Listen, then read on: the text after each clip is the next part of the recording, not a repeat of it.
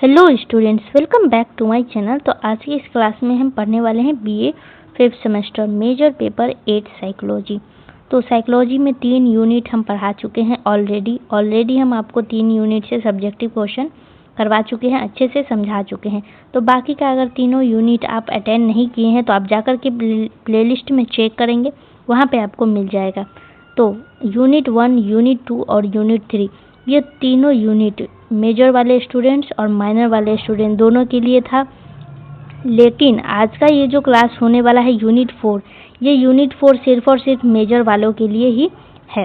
तो आज का ये क्लास सिर्फ मेजर वाले स्टूडेंट्स ही अटेंड करेंगे, माइनर वालों को यूनिट 4 नहीं पढ़ना है। उनको सिर्फ 3 ही यूनिट पढ़ना था।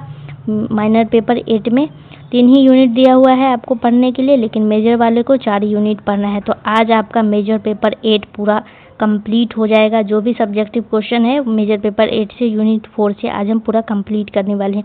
तो आप सभी को क्लास में अंत तक बने रहना है, वीडियो को लाइक कर देना है, अपने दोस्तों के साथ शेयर कर देना है। तो चलिए स्टार्ट करते हैं क्लास को। तो सबसे पहला सवाल पूछा गया है, क्लिनिकल इंटरवेंशन क्या है, विस्तार से समझाइए। क्लिनिकल इंटरवेंशन को हिंदी में बोलते हैं क्लिनिकल हस्तक्षेप। तो क्लिनिकल हस्तक्षेप क्या है, विस्तार से समझाइए। इसमें आपको आंसर लिखना क्या है वो आपको देख लेना है। यहाँ पे लिखा गया है, आप इसको स्क्रीनशॉट लेते चलेंगे और अपने कॉपी में नोट डाउन करते चलेंगे। तो यहाँ पे लिखा गया है कि क्लिनिकल इंटरवेंशन, जिसको हिंदी में बोला जाता है क्लिनिकल हस्तक्षेप। तो क्लिनिकल हस्तक्षेप का अर्थ है किसी व्यक्ति की मानसिक, भावनात्मक या व्यवहारिक समस्याओं को कम करने या समाप्त करने के लिए की जाने वाली उपचार प्रक्रिया।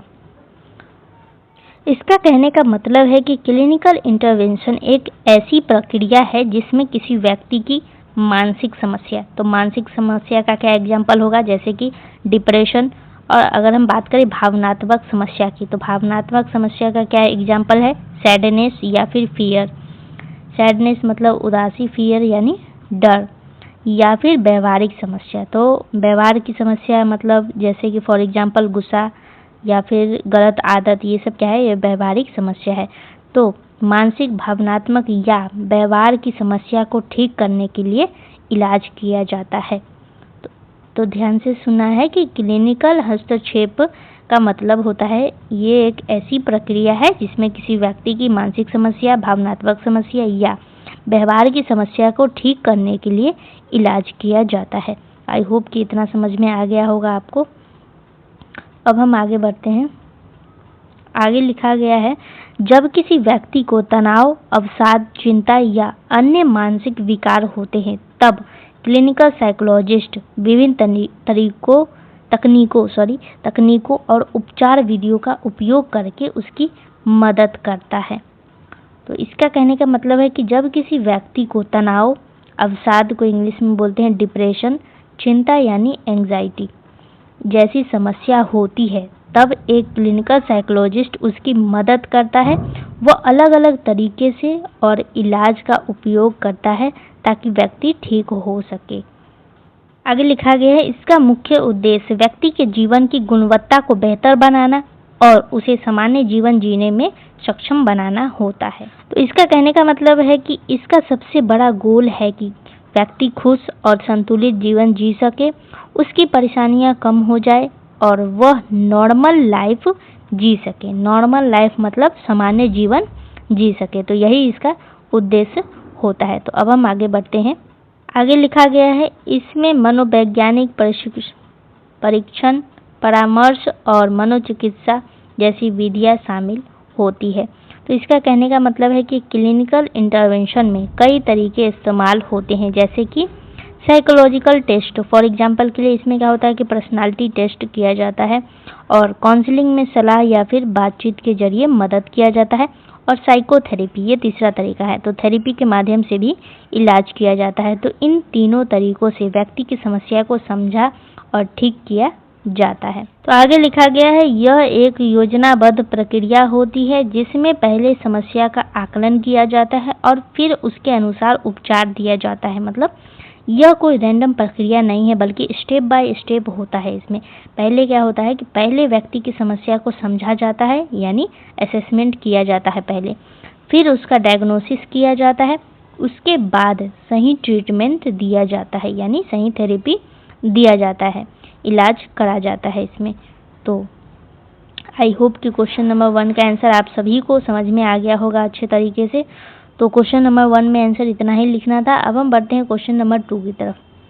तो क्वेश्चन नंबर 2 आपसे क्या पूछा है? क्वेश्चन नंबर 2 आपसे पूछा है कि साइकोथेरेपी का अर्थ और उद्देश्य क्या है? तो साइकोथेरेपी को हिंदी में बोला जाता है मनोचिकित्सा, तो ये आपको याद रखना है। तो अब हम देखते हैं कि इसमें भी आंसर क्या लिखना है आपको। तो मनोचिकित्सा एक ऐसी उपचार प्रक्रिया है जिसमें मानसिक समस्याओं को बातचीत के माध्यम से ठीक किया जाता है। तो इसका कहने का मतलब है कि साइकोथेरेपी में दवाइयों से नहीं बल्कि बातचीत के जरिए इलाज किया जाता है। रोगी अपनी समस्या बताता है और थेरेपिस्ट क्या करते हैं, उसे समझ करके उसकी मदद करते हैं, उसकी इलाज करते हैं। तो आई होप कि आपको ये समझ में आया होगा। अब हम आगे बढ़ते हैं।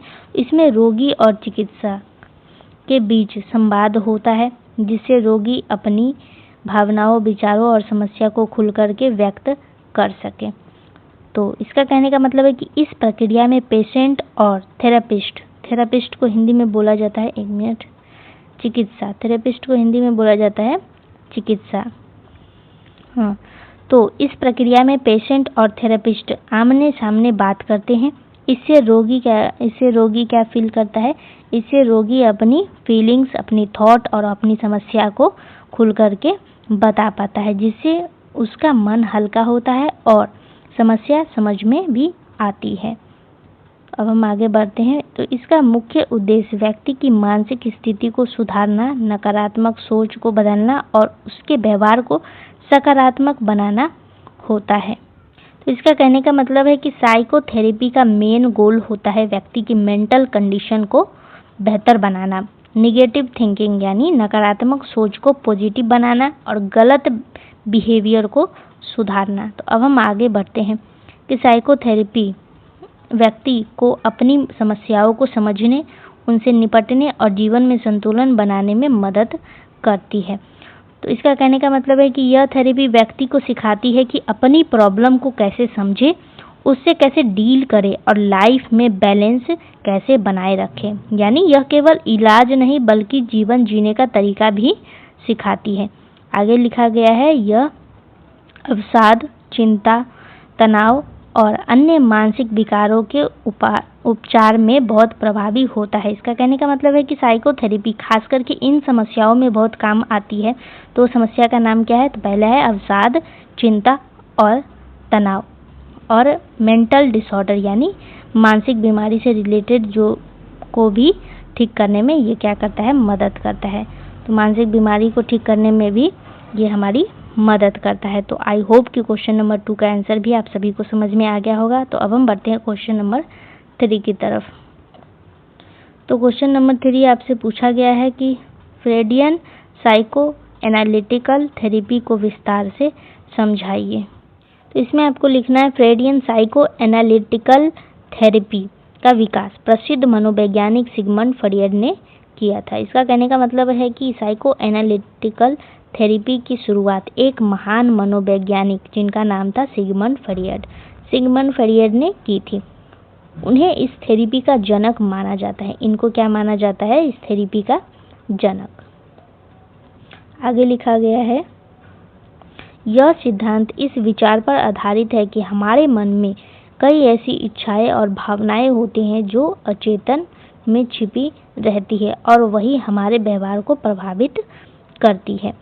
तो इसका कहने का मतलब है कि हमारे मन के अंदर कुछ ऐसी बातें होती हैं जिन्हें हम जानबूझकर नहीं सोचते हैं, जो हमारे दिमाग में गहरे हिस्से में छिपी होती है। गहरे हिस्से मतलब है क्या? अनकॉन्शियस माइंड, जिसको इंग्लिश में अनकॉन्शियस माइंड कहा जाता है। लेकिन ये छिपी हुई भावनाओं की हमारे व्यवहार को प्रभावित भी करती है। आगे लिखा गया है, इस थेरेपी का मुख्य उद्देश्य इन अचेतन विचारों को बाहर लाना और उन्हें समझना होता है। इसका कहने का मतलब है कि इस थेरेपी का गोल है कि जो बातें हमारे अनकॉन्शियस माइंड में छिपी होती है उन्हें बाहर लाना और उन्हें समझना, ताकि व्यक्ति अपनी समस्या की जड़ को जान सके। आगे लिखा गया है कि इस प्रक्रिया में रोगी को स्वतंत्र रूप से अपने विचार व्यक्त करने के लिए कहा जाता है, जिसे फ्री एसोसिएशन कहते हैं। तो इसका कहने का मतलब है कि इसमें पेशेंट को कहा जाता है कि जो भी उसके मन में आए वह बिना सोचे समझे बोल दे, कुछ भी छिपाए नहीं। इसे हम क्या कहते हैं? इसे फ्री एसोसिएशन कहते हैं, जिससे अंदर की छिपी बातें बाहर आ जाती है। आगे लिखा गया है, इसके अलावा सपनों का विश्लेषण भी किया जाता है, क्योंकि फ्रायड के अनुसार सपने अचेतन मन का प्रतिबिंब होते हैं। इसका कहने का मतलब है कि इस थेरेपी में सपनों का भी अध्ययन किया जाता है, क्योंकि फ्रायड के अनुसार सपने हमारे अनकॉन्शियस माइंड की झलक होते हैं। सपनों के जरिए हमारी छिपी इच्छाएं और भावनाएं सामने आ जाती है। तो आगे लिखा गया, इस थेरेपी के माध्यम से व्यक्ति अपने अंदर छिपी समस्याओं को पहचानता है और धीरे धीरे उनसे मुक्त होने लगता है। तो इसका कहने का मतलब है कि इस थेरेपी की मदद से व्यक्ति अपनी असली समस्या को समझता है, उसके कारण को पहचानता है और धीरे धीरे उस समस्या से बाहर निकलने लगता है। आगे लिखा गया है कि यह विधि समय लेने वाली होती है, लेकिन गहरी मानसिक समस्याओं के लिए बहुत प्रभावी मानी जाती है। इसका कहने का मतलब है कि इस थेरेपी में काफ़ी समय लगता है, क्योंकि यह गहराई से काम करती है और जल्दी परिणाम नहीं देती है, लेकिन यह बहुत इफ़ेक्टिव होता है, खासकर उन समस्याओं में जो गहराई से जुड़ी होती है। तो आई होप कि इस क्वेश्चन का आंसर भी आपको अच्छे तरीके से समझ में आ गया होगा। तो चलिए अब हम आगे बढ़ते हैं। कोई भी दिक्कत हो कमेंट में ज़रूर बताना है। तो अगला सवाल आपसे पूछा गया है, बिहेवियर थेरेपी क्या है, इसको विस्तार से बताइए, यानी व्यवहार चिकित्सा क्या है, इसको विस्तार से बताइए। तो इसमें आपको लिखना है कि व्यवहार चिकित्सा एक ऐसी उपचार विधि है जो इस सिद्धांत पर आधारित है कि मानव का व्यवहार सीखा हुआ होता है, इसलिए उसे बदला भी जा सकता है। तो इसका कहने का मतलब है कि इंसान का व्यवहार जन्म से नहीं आता है, वह सीखता है। जन्म लेने के बाद इंसान क्या करता है? सीखता है। इसीलिए अगर व्यवहार गलत है तो उसे बदला भी जा सकता है। इसका कहने का मतलब यही था। अब आगे लिखा गया है, इसमें इस थेरेपी में गलत या हानिकारक व्यवहार को हटाकर सही और सकारात्मक व्यवहार सिखाया जाता है। इसका कहने का मतलब है कि इस थेरेपी में बुरी आदतें, जैसे कि बुरी आदतें का अगर हम आपको एग्जांपल दें तो गुस्सा करना, ज़्यादा गुस्सा करना, डरना ज़्यादा या फिर गलत व्यवहार करना, ये सब हटा दिया जाता है। उसकी जगह अच्छी और सही व्यवहार को सिखाया जाता है। आगे लिखा गया है, इसमें रेनफोर्समेंट, जिसको हिंदी में कहा जाता है प्रोत्साहन, और दंड जैसे तकनीकों का उपयोग किया जाता है। इसका कहने का मतलब है कि इसमें दो मुख्य तरीके होते हैं। पहला है प्रोत्साहन और दूसरा है दंड। तो प्रोत्साहन का मतलब होता है कि अच्छा काम करने पर इनाम देना, और दंड का मतलब होता है कि गलत काम करने पर रोक लगाना या फिर सजा देना। तो इनमें व्यक्ति का व्यवहार धीरे धीरे बदलता है। तो इन दो तरीकों की वजह से ही व्यक्ति का व्यवहार धीरे धीरे बदलता है। आगे लिखा गया, उदाहरण के लिए अगर किसी व्यक्ति को फोबिया है तो उसे धीरे धीरे उस स्थिति का सामना करने के लिए तैयार किया जाता है, जिसे सिस्टमेटिक डिसेंसाइजेशन कहते हैं। इसका कहने का मतलब है कि अगर किसी व्यक्ति को किसी चीज़ से बहुत ज़्यादा डर लगता है, फॉर एग्जांपल के लिए अंधेरा से ज़्यादा डर लगता हो या फिर ऊंचाई से डर लगता हो, तो उसे एकदम से नहीं बल्कि धीरे धीरे उस चीज़ का सामना कराया जाता है। पहले हल्का एक्सपोजर, फिर धीरे धीरे बढ़ाया जाता है। इसी को हम कहते हैं सिस्टमेटिक डिसेंसाइजेशन कहते हैं। ये आपको याद रखना है। आगे लिखा गया है, बिहेवियर थेरेपी का मुख्य उद्देश्य व्यक्ति से व्यवहार को सुधारना और उसे समाज के अनुकूल बनाना है। इसका कहने का मतलब है कि इस थेरेपी का गोल है व्यक्ति का व्यवहार सुधारना, उसे ऐसा बनाना कि वह समाज में सही तरीके से रह सके। आगे लिखा गया है, यह विशेष रूप से बच्चों और व्यवहार संबंधी समस्याओं में बहुत प्रभावी होता है। यानी कहने का मतलब है कि यह थेरेपी खास करके बच्चों के लिए और बिहेवियर प्रॉब्लम जैसे कि गुस्सा करना, जिद करना या फिर डरना, ये बहुत अच्छा काम करती है। तो ये जो थेरेपी है खासकर के लिए बच्चों के लिए और बिहेवियर प्रॉब्लम में बहुत अच्छा काम करती है। तो आई होप कि इस क्वेश्चन का आंसर भी आप सभी को समझ में आ गया होगा। तो चलिए अब हम बढ़ते हैं क्वेश्चन नंबर 5 की तरफ, जिसमें आपसे पूछा गया है सीबीटी को विस्तार से समझाइए। तो कॉग्निटिव बिहेवियर थेरेपी इसका क्या मतलब होता है ये आपको जानना है। सीबीटी के बारे में आप 4th सेमेस्टर से सुनते आ रहे हैं, लेकिन ये होता क्या है ये भी आपको जान लेना है। इसमें आपको लिखना क्या है, इसमें आपको लिखना है सीबीटी एक आधुनिक और प्रभावी मनोचिकित्सा पद्धति है जिसे एरन बेक ने विकसित किया था। इसका कहने का मतलब है कि सीबीटी एक नई और बहुत असरदार थेरेपी है।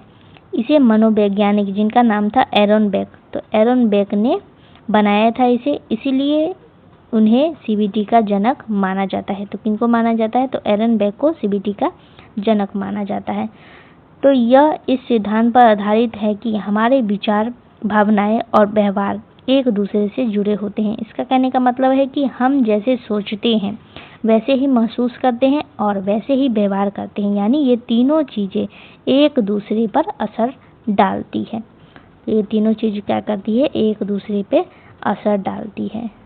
आगे लिखा गया है, यदि हम अपने नकारात्मक विचारों को बदल ले तो हमारी व्यवहार और भावनाएं भी सकारात्मक हो सकती है। इसका कहने का मतलब है कि अगर हम अपनी निगेटिव थिंकिंग को बदल ले तो हमारी फीलिंग्स भी अच्छी हो जाएगी और हमारा व्यवहार भी अच्छा हो जाएगा। तो आगे लिखा गया है, इस थेरेपी में रोगी को उसकी नकारात्मक और गलत सोच को पहचानने और उन्हें सकारात्मक विचारों में बदलने के लिए सिखाया जाता है। इसका कहने का मतलब है कि इस थेरेपी में पेशेंट को सिखाया जाता है कि वो अपनी गलत और नेगेटिव सोच को पहचान सके और उसे पॉजिटिव सोच में बदल सके, यानी सोच बदलकर प्रॉब्लम को ठीक किया जाता है। उदाहरण के लिए यदि कोई व्यक्ति सोचता है मैं कुछ नहीं कर सकता, तो उसे यह सिखाया जाता है कि मैं प्रयास कर सकता हूं और सफल हो सकता हूं। फॉर एग्जाम्पल के लिए आपको एक एग्जाम्पल दिया गया है कि एक विद्यार्थी है जो कि निगेटिव थॉट रखता है कि मैं कुछ नहीं कर सकता हूं, ऐसा वो खुद को बोलता है, लेकिन सीबीटी में इसे बदला जाता है। इसमें क्या किया जाता है कि मैं कोशिश कर सकता हूं और सफल हो सकता हूं, ये चीज़ उसको सिखाया जाता है, यानी गलत सोच को सही और सकारात्मक बनाया जाता है सीबीटी के द्वारा। आगे लिखा गया है, सीबीटी का उपयोग अवसाद, चिंता, तनाव और डर जैसी समस्याओं के इलाज के लिए किया जाता है। इसका कहने का मतलब है कि सीबीटी का इस्तेमाल इन समस्याओं में किया जाता है। तो समस्या का क्या नाम है, अवसाद, चिंता, तनाव और डर। आगे लिखा गया है, यह एक कम समय में प्रभावी दिखने वाली और बहुत ही लोकप्रिय थेरेपी है। इसका कहने का मतलब है कि इस थेरेपी की खास बात यह है कि यह जल्दी असर दिखाती है और आज के समय में बहुत जल्दी इस्तेमाल होती है। आज के समय में बहुत ज़्यादा ही इसका इस्तेमाल किया जाता है। तो आई होप कि क्वेश्चन नंबर 5 का आंसर भी आप सभी को समझ में आ गया होगा अच्छे तरीके से। अब हम आगे बढ़ते हैं। तो आगे दिया गया है, क्लिनिकल इंटरवेंशन की प्रक्रिया को विस्तार से समझाइए। तो क्लिनिकल इंटरवेंशन क्या होता है ये आपको अच्छे तरीके से समझ में आ गया होगा, लेकिन अब हम इसकी प्रक्रिया के बारे में पढ़ने वाले हैं। इसमें आपको लिखना है कि क्लिनिकल इंटरवेंशन एक व्यवस्थित प्रक्रिया है जिसमें मानसिक समस्याओं के समाधान के लिए कई चरणों का पालन किया जाता है। इसका कहने का मतलब है कि क्लिनिकल इंटरवेंशन कोई रैंडम तरीका नहीं होता है, बल्कि एक स्टेप बाय स्टेप प्रक्रिया है जिसमें मानसिक समस्याओं को ठीक करने के लिए कई स्टेज को फॉलो किया जाता है। तो सबसे पहले रोगी की समस्या को समझने के लिए क्लिनिकल असेसमेंट किया जाता है, जिसमें ऑब्जर्वेशन, इंटरव्यू और साइकोलॉजिकल टेस्ट का उपयोग किया जाता है। यानी पहला स्टेप होता है प्रॉब्लम को समझना यानी असेसमेंट करना। इसके लिए ऑब्जर्वेशन का मतलब है कि व्यवहार को देख करके समझना कि आखिर पेशेंट व्यवहार कैसा कर रहा है। फिर दूसरा स्टेज पे आता है इंटरव्यू, यानी बातचीत करना, आमने सामने बैठ करके बातचीत करना, उसकी समस्या को सुनना और समझना। और तीसरा स्टेज आता है साइकोलॉजिकल टेस्ट, यानी टेस्ट लेना कि आखिर पेशेंट की समस्या क्या है, टेस्ट लेकर के भी हम पता लगाते हैं। तो इन 3 तरीकों का उपयोग किया जाता है ताकि सही जानकारी मिल सके। तो अब हम आगे बढ़ते हैं। 1 मिनट। तो आगे आपको लिखना है कि इसके बाद इसके बाद यहाँ पे है, अभी ये नहीं हुआ है। तो इसके बाद डायग्नोसिस किया जाता है, जिससे यह पता चलता है कि रोगी को किस प्रकार की मानसिक समस्या है। तो इसका कहने का मतलब है कि जब जानकारी मिल जाती है तब अगला स्टेप होता है डायग्नोसिस। डायग्नोसिस को हिंदी में बोलते हैं निदान करना, यानी यह पहचानना कि व्यक्ति को कौन सी मानसिक समस्या है, फॉर एग्जाम्पल के लिए व्यक्ति को डिप्रेशन हो रहा है या फिर एंजाइटी हो रहा है, ये पहचान करना जरूरी होता है। आगे लिखा गया है, इसके बाद ट्रीटमेंट प्लानिंग की जाती है, जिसमें यह तय किया जाता है कि किस प्रकार की थेरेपी किस प्रकार की का उपयोग किया जाएगा। यानी इसका कहने का मतलब है कि डायग्नोसिस के बाद डॉक्टर या फिर साइकोलॉजिस्ट यह डिसाइड करता है कि कौन सी थेरेपी सबसे सही होगी। फॉर एग्जांपल के लिए इसको साइकोथेरेपी देना है या फिर बिहेवियर थेरेपी देना है या फिर सीबीटी थेरेपी देना है। इसे हम क्या कहते हैं? इसे हम कहते हैं ट्रीटमेंट प्लानिंग। आई होप कि आपको समझ में आ गया होगा। अब हम आगे बढ़ते हैं। आगे लिखा गया है, फिर एक्चुअल ट्रीटमेंट शुरू होता है, जिसमें रोगी को नियमित सेशन के माध्यम से सहायता दी जाती है। मतलब है इसका कहने का कि अब असली इलाज शुरू होता है, जिसमें क्या होता है कि पेशेंट को थेरेपी दी जाती है। रेगुलर सेशन होते हैं इसमें, यानी बैठक होता है और धीरे धीरे उसकी समस्या पर काम किया जाता है। आगे लिखा गया है कि अंत में एवोल्यूशन किया जाता है, जिससे यह देखा जाता है कि उपचार कितना प्रभावी है। यानी अंत में क्या किया जाता है कि चेक किया जाता है कि इलाज काम कर रहा है या फिर नहीं कर रहा है, पेशेंट में कोई इम्प्रूवमेंट हुआ है या नहीं हुआ है। इसी को हम क्या कहते हैं? एवोल्यूशन। इसी को हम एवोल्यूशन बोलते हैं। आगे लिखा गया है कि इस पूरी प्रक्रिया का उद्देश्य रोगी को मानसिक रूप से स्वस्थ बनाना और उसके जीवन में बेहतर बनाना है, उसका जीवन बेहतर बनाना है। तो पूरी प्रोसेस का फाइनल गोल ये है कि व्यक्ति को मेंटली हेल्दी बनाना है और उसकी लाइफ को बेटर और हैप्पी बनाना ही इसका ये उद्देश्य होता है। तो आई होप कि इस क्वेश्चन का आंसर भी आपको समझ में आ गया होगा। कोई भी दिक्कत हो कमेंट में बता देना है। अगला सवाल पूछा गया है, साइकोथेरेपी के प्रकारों का वर्णन कीजिए। तो इसमें आपको लिखना है कि साइकोथेरेपी के कई प्रकार होते हैं, जिनका उपयोग अलग अलग मानसिक समस्याओं के अनुसार किया जाता है। तो इसका कहने का मतलब है कि साइकोथेरेपी एक ही तरह की नहीं होती है, बल्कि इसके कई प्रकार होते हैं। हर थेरेपी अलग अलग समस्या के हिसाब से उपयोग की जाती है। आगे लिखा गया है कि प्रमुख प्रकारों में psycho analysis, behaviour therapy, cognitive behaviour therapy और ह्यूमनिस्टिक थेरेपी आदि शामिल होता है। इसका कहने का मतलब है कि साइकोथेरेपी के कुछ मेन टाइप्स हैं। साइको एनालिसिस पहला है, दूसरा है बिहेवियर थेरेपी, तीसरा है सीबीटी और चौथा है ह्यूमनिस्टिक थेरेपी। तो ये आपको याद रखना है कि ये सभी अलग अलग तरीके से काम करती है। तो इन सभी का अलग अलग काम होता है, अलग अलग तरीके से ये हमारी मदद करती है। तो साइको एनालिसिस थेरेपी में अचेतन मन की भावनाओं और विचारों को समझने की कोशिश की जाती है।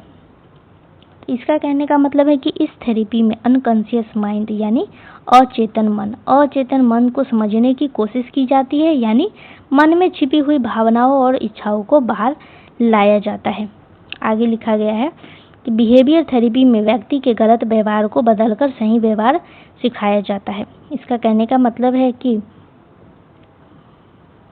इस थेरेपी में व्यक्ति की बुरी आदतों को हटाया जाता है और उसकी जगह अच्छे और सही व्यवहार सिखाए जाते हैं। आगे लिखा गया है सीबीटी में व्यक्ति की नकारात्मक सोच को बदलने पर ध्यान दिया जाता है। मतलब सीबीटी में फोकस किया जाता है कि नेगेटिव थिंकिंग यानी नकारात्मक सोच को बदलना, ताकि व्यक्ति की फीलिंग और बिहेवियर अच्छे हो जाए। आगे लिखा गया है ह्यूमनिस्टिक थेरेपी के बारे में। तो ह्यूमनिस्टिक थेरेपी में व्यक्ति के आत्म विकास और आत्मसम्मान को बढ़ाने पर जोर दिया जाता है। इसका कहने का मतलब है कि इस थेरेपी में व्यक्ति के विकास पर ध्यान दिया जाता है, उसका कॉन्फिडेंस बढ़ाया जाता है, उसे खुद को बेहतर बनाने में मदद की जाती है। तो अब आगे लिखा गया है, इन सभी थेरेपीज का उद्देश्य व्यक्ति की मानसिक समस्या को दूर करना और उसे एक स्वस्थ एवं संतुलित जीवन जीने में मदद करना है। तो इन सभी थेरेपी का फाइनल गोल एक ही होता है, तो मानसिक समस्या को दूर करना और व्यक्ति को हेल्दी एंड बैलेंस्ड लाइफ जीने में मदद करना ही ये थेरेपी का गोल है। ये सभी थेरेपी का यही गोल होता है। तो आई होप कि आपको ये पूरा समझ में आ गया होगा। तो क्वेश्चन नंबर 7 भी हो चुका है पूरा। अब हम बढ़ते हैं क्वेश्चन नंबर 8 की तरफ। टोटल 15 क्वेश्चन आज के इस क्लास में होने वाला है। तो क्वेश्चन नंबर 8 में पूछा गया है कि साइको एनालिटिकल थेरेपी की प्रमुख तकनीकों का वर्णन कीजिए। तो इसमें आपको लिखना है साइको एनालिटिकल थेरेपी में कई महत्वपूर्ण तकनीकें का उपयोग किया जाता है जिनका उद्देश्य है अचेतन मन को समझना होता है। इसका कहने का मतलब है कि इस थेरेपी में कई तरीके इस्तेमाल होते हैं और उन सभी का मेन गोल होता है अचेतन मन को समझना, यानी मन में छिपी हुई बातों को जानना। तो आगे लिखा गया है कि सबसे प्रमुख तकनीक फ्री एसोसिएशन है, जिसमें रोगी को बिना किसी रोक टोक के अपने विचार व्यक्त करने के लिए कहा जाता है। तो फ्री एसोसिएशन में क्या होता है कि पेशेंट को कहा जाता है कि जो भी मन में आए वह खुल करके बोले और कुछ भी छिपाए नहीं, बिना सोचे समझे अपने विचार को बता दे। तो आगे लिखा गया है, एक मिनट, इससे उसके अचेतन विचार सामने आते हैं। तो इसका कहने का मतलब है कि जब व्यक्ति खुल कर के बोलता है तो उसके अंदर छिपी हुई जो भी विचार है, जो भी फीलिंग्स है, वो बाहर आने लगती है, जिन्हें वह खुद भी पहले नहीं समझ पाता था। आगे लिखा गया है कि दूसरी महत्वपूर्ण तकनीक ड्रीम एनालिसिस है, जिसमें रोगी के सपनों का विश्लेषण किया जाता है, क्योंकि सपनों को अचेतन मन का दर्पण माना जाता है। इसका कहने का मतलब है कि ड्रीम एनालिसिस में पेशेंट के सपनों को समझा जाता है, क्योंकि फ्रॉइड के अनुसार सपने हमारे अनकॉन्शियस माइंड को दिखाते हैं, यानी सपनों से छिपी इच्छाएं और भावनाएं पता चलती है। इसके अलावा आगे लिखा गया है, एक मिनट, इसके अलावा ट्रांसफरेंस भी एक महत्वपूर्ण तकनीक है, जिसमें रोगी अपने पुराने संबंधों की भावनाओं को थेरापिस्ट पे प्रोजेक्ट करता है। ट्रांसफरेंस में पेशेंट अपनी पुराने रिश्तों, जैसे कि माता पिता का रिश्ता हो या फिर दोस्ती का रिश्ता हो, तो ट्रांसफरेंस में पेशेंट अपनी पुराने रिश्तों की भावनाएं थेरापिस्ट पर दिखाने लगता है, जैसे कि थेरापिस्ट को ही पिता जैसे समझना या फिर उसके ऊपर गुस्सा दिखाने लगता है। उसको लगने लगता है कि ये हमारे पिता हैं, तो ये तो पिता समझ करके उस पर ही गुस्सा दिखाने लग जाता है।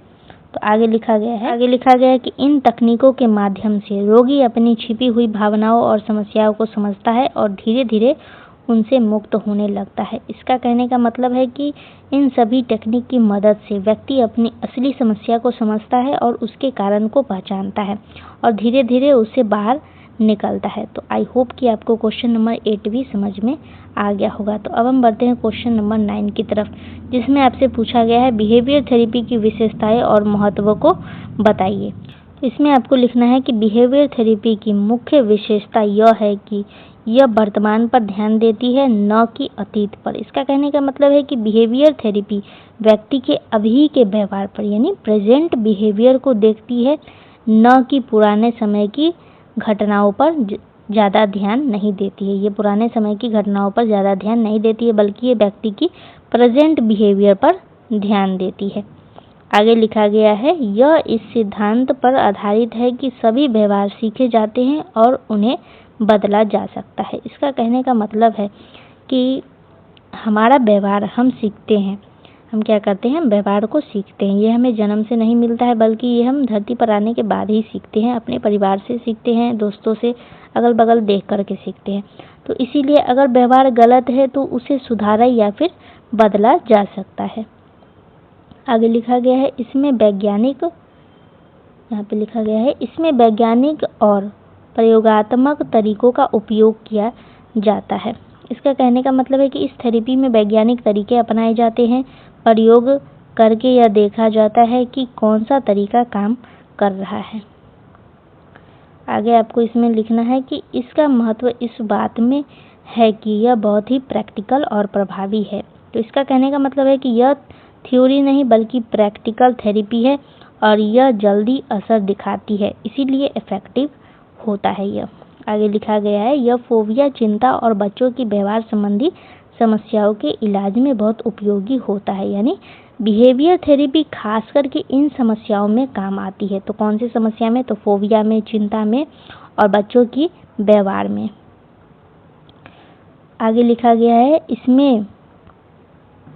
इसमें व्यक्ति को धीरे धीरे सही व्यवहार सिखाया जाता है और गलत व्यवहार को समाप्त किया जाता है। इसका कहने का मतलब है कि इस थेरेपी में व्यक्ति को स्टेप बाय स्टेप अच्छे व्यवहार सिखाए जाते हैं और बुरी आदतों को धीरे धीरे खत्म किया जाता है। आगे लिखा गया है, इस प्रकार बिहेवियर थेरेपी व्यक्ति के जीवन को बेहतर बनाने और उसे समाज के अनुरूप ढालने में महत्वपूर्ण भूमिका निभाती है। इसका कहने का मतलब है कि इसका फाइनल रिजल्ट होता है कि व्यक्ति का जीवन बेहतर हो जाता है और वह समाज के अनुसार सही तरीके से व्यवहार करने लगता है। तो आई होप कि आपको इस क्वेश्चन का आंसर भी समझ में आ गया होगा। तो अब हम आगे बढ़ते हैं। अगला क्वेश्चन है क्वेश्चन नंबर 10। तो क्वेश्चन नंबर 10 में आपसे पूछा गया है सीबीटी के सिद्धांत और तकनीकों को समझाइए। इसमें आपको लिखना है कि सीबीटी इस सिद्धांत पर आधारित है कि हमारे विचार, भावनाएं और व्यवहार एक दूसरे से जुड़े होते हैं। इसका कहने का मतलब है हम जैसे सोचते हैं वैसा ही महसूस करते हैं और वैसे ही व्यवहार करते हैं, यानी थॉट, इमोशन और बिहेवियर, यानी ये तीनों चीजें आपस में जुड़ी हुई होती है। यदि हम अपनी सोच को बदलते हैं तो हमारा व्यवहार और भावनाएं भी बदल जाती है। इसका कहने का मतलब है कि अगर हम अपनी निगेटिव सोच बदल ले तो हमारी फीलिंग्स बेहतर हो जाएगी और हमारा बिहेवियर भी अच्छा हो जाएगा। आगे इसमें आपको लिखना है कि सीबीटी में कई तकनीकों का उपयोग किया जाता है, जैसे कॉग्निटिव रीस्ट्रक्चरिंग, जिसमें नकारात्मक विचारों को सकारात्मक विचारों में बदला जाता है। इसका कहने का मतलब है कि सीबीटी में एक टेक्निक होता है जिसका नाम है कॉग्निटिव रीस्ट्रक्चरिंग। तो इसमें निगेटिव थॉट को पॉजिटिव थॉट में बदला जाता है, यानी नकारात्मक सोच को पॉजिटिव में बदला जाता है। आगे लिखा गया है कि बिहेवियरल एक्टिवेशन में व्यक्ति को सकारात्मक गतिविधियों में शामिल किया जाता है। तो इस टेक्निक में क्या किया जाता है? तो इस टेक्निक में व्यक्ति को अच्छे और पॉजिटिव काम करने के लिए प्रेरित किया जाता है, इससे उसका मूड बेहतर होता है। इसके अलावा आगे लिखा गया है, एक मिनट, आगे लिखा गया है इसके अलावा प्रॉब्लम सॉल्विंग टेक्निक, यानी इसके अलावा प्रॉब्लम सॉल्विंग टेक्निक भी सिखाई जाती है जिससे व्यक्ति अपनी समस्याओं को बेहतर तरीके से हल कर सके। यानी इसका कहने का मतलब है कि सीबीटी में यह भी सिखाया जाता है कि प्रॉब्लम को कैसे समझे और स्टेप बाय स्टेप उसे कैसे सॉल्व करें। आगे लिखा गया है सीबीटी का मुख्य उद्देश्य व्यक्ति को उसकी गलत सोच को पहचानने और उसे सुधारने में मदद करना है, जिससे वह एक संतुलित और खुशहाल जीवन जी सके। तो सीबीटी का एक फाइनल गोल होता है कि व्यक्ति अपनी गलत सोच को पहचान सके और उसे सही और पॉजिटिव बना सके और एक संतुलित और हैप्पी लाइफ जी सके। तो आई होप कि इस क्वेश्चन का आंसर भी आपको समझ में आ गया होगा। तो इतना ही लिखना था। अभी हम आगे बढ़ते हैं क्वेश्चन नंबर 11 की तरफ। तो क्वेश्चन नंबर 11 में पूछा गया है कि साइकोथेरेपी और काउंसलिंग में क्या अंतर होता है, ये आपको बताना है। तो इसमें आपको लिखना है कि साइकोथेरेपी और काउंसलिंग दोनों ही मानसिक समस्याओं को समाधान के लिए उपयोग किए जाते हैं, लेकिन इनमें कुछ महत्वपूर्ण अंतर भी होते हैं। तो इसका कहने का मतलब है कि साइकोथेरेपी और काउंसलिंग दोनों का काम एक ही है। दोनों का काम क्या है? एक ही है, मानसिक समस्या को दूर करना। दोनों का काम होता है मानसिक समस्या को दूर करना, लेकिन दोनों के तरीके और उपयोग अलग अलग होते हैं। दोनों का काम एक ही है, बस तरीका अलग होता है। आगे लिखा गया है साइकोथेरेपी एक गहरी और लंबी प्रक्रिया होती है जिसमें व्यक्ति के अचेतन मन और पुराने अनुभवों को समझने की कोशिश की जाती है। तो इसका कहने का मतलब है कि साइकोथेरेपी में गहराई से काम किया जाता है, इसमें ज़्यादा समय लगता है, व्यक्ति के अनकॉन्शियस माइंड और पुराने अनुभव को समझा जाता है। तो वही अगर हम काउंसलिंग की बात करें तो वही काउंसलिंग अपेक्षाकृत छोटी और वर्तमान समस्याओं पर केंद्रित होती है। इसका कहने का मतलब है कि काउंसलिंग में कम समय लगता है और यह करंट प्रॉब्लम जैसे कि स्ट्रेस लेना या फिर कोई कन्फ्यूजन हो तो इन सब चीज़ों पर ध्यान देती है। इसमें गहराई से नहीं जाते हैं बल्कि तुरंत समाधान पर फोकस किया जाता है। इसमें डीप लेवल पे नहीं समझा जाता है बल्कि इसमें तुरंत फोकस किया जाता है। काउंसलिंग में क्या होता है कि इसमें गहराई में नहीं जाते हैं बल्कि तुरंत समाधान पर फोकस किया जाता है। आगे लिखा गया है साइकोथेरेपी का उपयोग गंभीर मानसिक विकारों के इलाज में किया जाता है, जबकि काउंसलिंग सामान्य जीवन की समस्या जैसे तनाव, करियर या फिर करियर या संबंध से जुड़ी समस्याओं के समाधान के लिए किया जाता है। तो इसका कहने का मतलब है कि साइकोथेरेपी का उपयोग तब होता है जब प्रॉब्लम गंभीर हो, जैसे कि डिप्रेशन हो, एंजाइटी डिसऑर्डर हो, तब साइकोथेरेपी का प्रयोग किया जाता है। लेकिन काउंसलिंग का उपयोग सामान्य प्रॉब्लम के लिए किया जाता है, जैसे कि तनाव में या फिर करियर को लेकर के कोई कन्फ्यूजन हो या फिर रिलेशनशिप से रिलेटेड कोई कन्फ्यूजन, कोई इशू हो, तब हम काउंसलिंग का उपयोग करते हैं। आगे लिखा गया है, इस प्रकार दोनों का उद्देश्य व्यक्ति की सहायता करना है, लेकिन उनकी गहराइयाँ और उपयोग अलग अलग होती हैं। इसका कहने का मतलब है कि फाइनल और लास्ट बात इसका कहने का मतलब यही है कि दोनों का गोल सेम है, व्यक्ति की मदद करना। लेकिन साइकोथेरेपी क्या करता है कि डीप में जा कर के ध्यान देता है और लॉन्ग टर्म ये होता है। लॉन्ग टर्म मतलब इसमें ज़्यादा टाइम लगता है। लेकिन अगर हम बात करें काउंसलिंग का, तो काउंसलिंग उतना डीप में जा कर के नहीं सोचता है। काउंसलिंग क्या करता है कि तुरंत समाधान देता है और ये जल्दी आसानी से हो जाता है। इसमें बहुत ही कम टाइम लगता है काउंसलिंग में। तो क्वेश्चन नंबर 11 हो चुका है। अब हम बढ़ते हैं क्वेश्चन नंबर 12 की तरफ। तो क्वेश्चन नंबर 12 आपसे पूछा गया है कि क्लिनिकल इंटरवेंशन में क्लिनिकल साइकोलॉजिस्ट की भूमिका को समझाइए। तो इसमें आपको लिखना है कि क्लिनिकल इंटरवेंशन में क्लिनिकल साइकोलॉजिस्ट की भूमिका बहुत महत्वपूर्ण होती है। इसका कहने का मतलब है कि क्लिनिकल इंटरवेंशन में पूरी प्रक्रिया में क्लिनिकल साइकोलॉजिस्ट का बहुत बड़ा और जरूरी रोल होता है। वही पूरे ट्रीटमेंट को सही दिशा देता है। अब आगे लिखा गया है कि वह सबसे पहले रोगी की समस्या को समझने के लिए असेसमेंट करता है और फिर उसका सही डायग्नोसिस करता है। इसका कहने का मतलब है कि सबसे पहले साइकोलॉजिस्ट पेशेंट्स की प्रॉब्लम को समझता है, यानी असेसमेंट करता है, फिर यह तय करता है कि उसे कौन सी बीमारी है, यानी डायग्नोसिस करता है। पहले असेसमेंट करता है, उसके बाद डायग्नोसिस करता है। तो आई होप कि आपको ये समझ में आ गया होगा। अब हम आगे बढ़ते हैं। आगे लिखा गया है, इसके बाद वह उचित थेरेपी का चयन करता है और रोगी को नियमित सेशन के माध्यम से उपचार प्रदान करता है। इसका कहने का मतलब है कि डायग्नोसिस के बाद साइकोलॉजिस्ट क्या करते हैं कि सही थेरेपी मतलब कुछ एग्जांपल देते हैं हम आपको, तो सीबीटी थेरेपी या फिर बिहेवियर थेरेपी, तो इन सभी में से कोई एक थेरेपी को चुनता है साइकोलॉजिस्ट और पेशेंट को रेगुलर सेशन के जरिए इलाज देता है।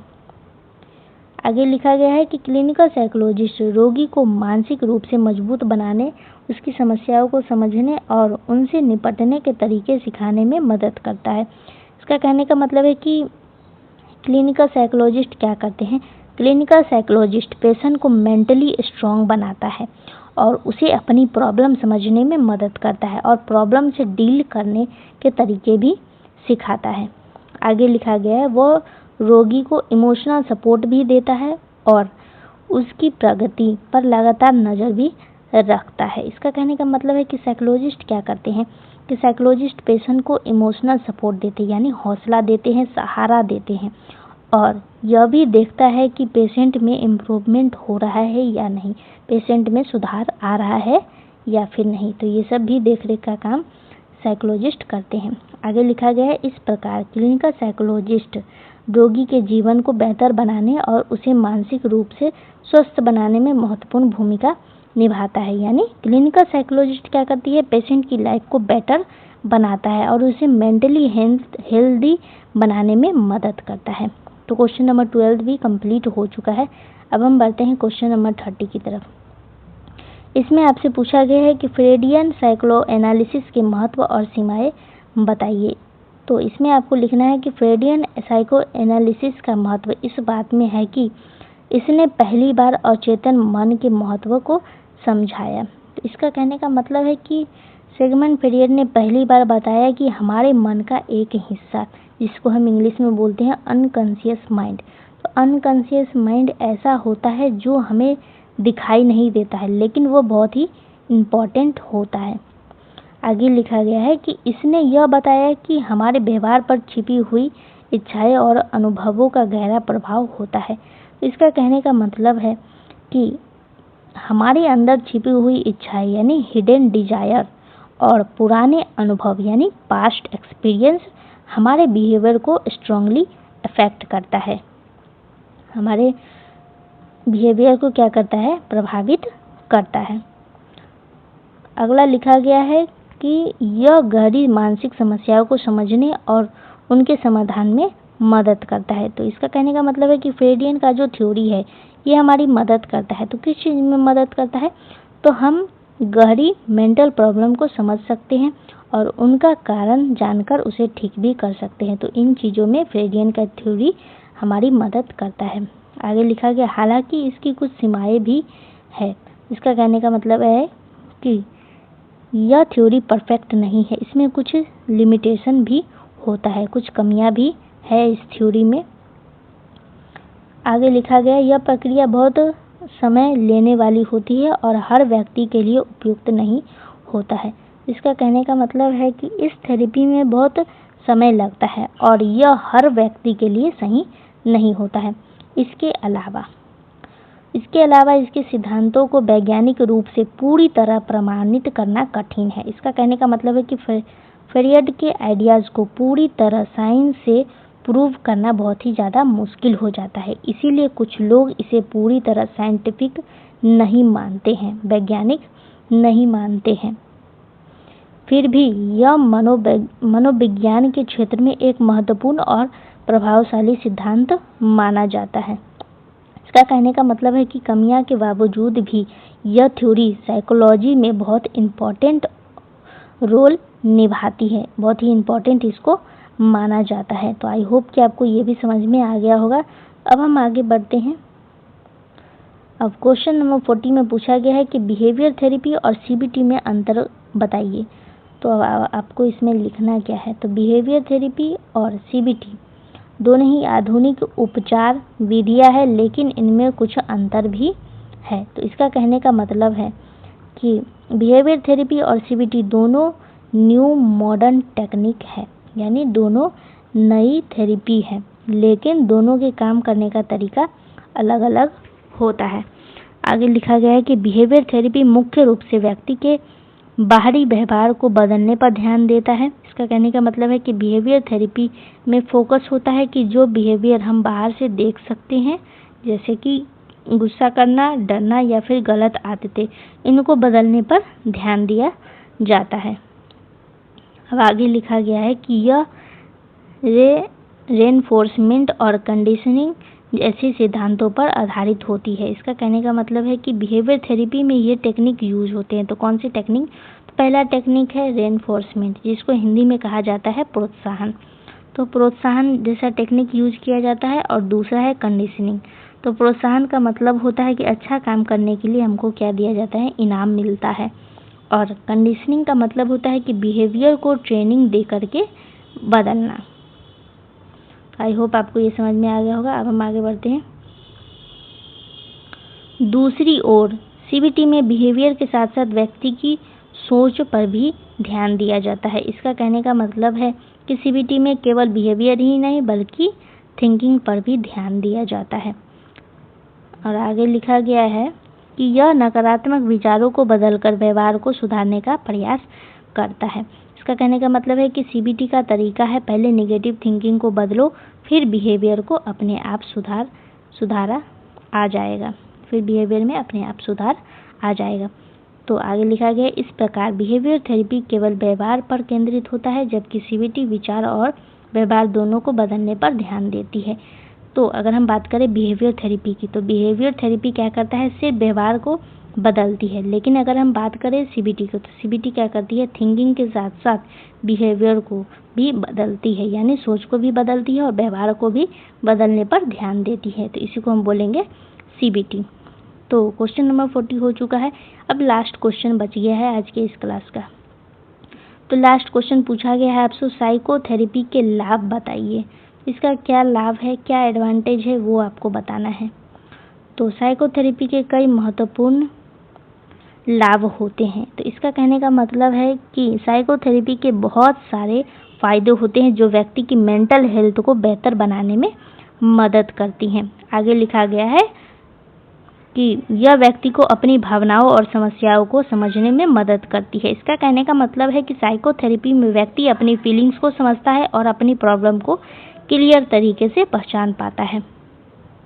आगे लिखा गया, इससे व्यक्ति का मानसिक स्वास्थ्य बेहतर होता है और वह तनाव, चिंता और अवसाद जैसी समस्याओं से बाहर निकल पाता है। इसका कहने का मतलब है कि इस थेरेपी मेंटल हेल्थ को इम्प्रूव किया जाता है और व्यक्ति धीरे धीरे तनाव, चिंता और अवसाद जैसी समस्या से बाहर आने लगता है। आगे लिखा गया है कि यह व्यक्ति के आत्मविश्वास और आत्मसम्मान को बढ़ाती है। यानी साइकोथेरेपी व्यक्ति का कॉन्फिडेंस बढ़ाती है और उसे खुद के बारे में अच्छा महसूस कराती है, यानी सेल्फ कॉन्फिडेंस बढ़ाती है। तो साथ ही आगे लिखा गया है, साथ ही यह व्यक्ति को बेहतर निर्णय लेने और समस्याओं का सामना करने की क्षमता भी प्रदान करती है। इसका कहने का मतलब है कि इस थेरेपी से व्यक्ति सिखाता है कि सही डिसीजन कैसे ले और प्रॉब्लम का सामना कैसे करे। आगे लिखा गया है, इस प्रकार साइकोथेरेपी व्यक्ति के जीवन को सकारात्मक दिशा में ले जाने और उसे एक खुशहाल जीवन जीने में मदद करती है। यानी साइकोथेरेपी व्यक्ति की लाइफ को पॉजिटिव बनाती है और उसे हैप्पी और बैलेंस लाइफ जीने में मदद करती है। तो क्वेश्चन नंबर 50 का आंसर भी आप सभी को यहाँ तक समझ में आ गया होगा। तो आज के इस क्लास में टोटल 15 क्वेश्चन हो चुका है। तो यूनिट 4 भी कंप्लीट हो गया है। तो आज आपका मेजर पेपर 8 MJC 8 पूरा कंप्लीट हो चुका है। तो आप सभी को ये बताना है कि अब हम अगले क्लास में मेजर पेपर 9 से क्लास करेंगे। तो मेजर पेपर 8 हो या फिर माइनर पेपर 8 हो, दोनों कंप्लीट हो चुका है। अब हम पढ़ने वाले हैं माइनर पेपर 9 और मेजर पेपर 9। तो अब हम मेजर पेपर 9 पे ध्यान देंगे। मेजर पेपर 8 हो चुका है, तो आप सभी बहुत बहुत खुश हो जाइए क्योंकि आपका मेजर पेपर 8 कंप्लीट हो चुका है। तो मिलते हैं अगले क्लास में मेजर पेपर 9 से। आप सभी का बहुत बहुत धन्यवाद है क्लास को अंत तक अटेंड करने के लिए। अपने दोस्तों के साथ शेयर कर देना है, छोटा सा लाइक कर देना है, अपने दोस्तों के साथ शेयर कर देना है। कोई भी समस्या हो कमेंट में बता देना है। तो चलिए मिलते हैं अगले क्लास में। आप सभी का बहुत बहुत धन्यवाद है।